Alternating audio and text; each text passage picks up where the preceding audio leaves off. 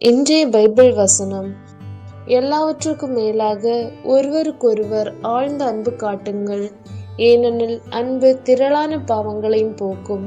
முணுமுணுக்காமல் ஒருவருக்கொருவர் விருந்தோம்புங்கள்.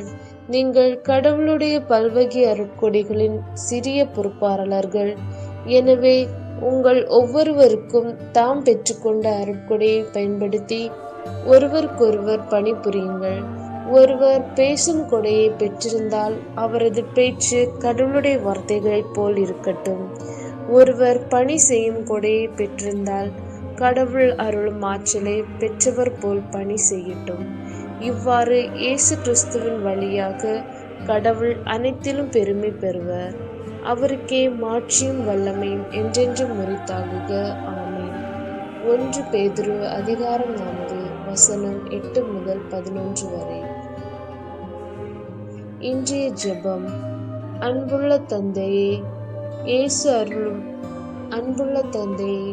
இயேசு அருளுடனும் மகிமையுடனும் விரைவில் வருவார். அன்பான தந்தையே, என் சக்தியினாலும் முயற்சியினாலும் அல்ல, மாறாக என்னுள் செயல்படும் உமது மாற்றும் சக்தியினால் நான் குற்றமற்றவனாக அந்நாளில் காணப்படுவனாக. இயேசுவின் பெயரில் நான் இதை கேட்கிறேன். ஆமென். பிதா, சுதன், பரிசுத்த ஆவியின் பெயராலே. ஆமென்.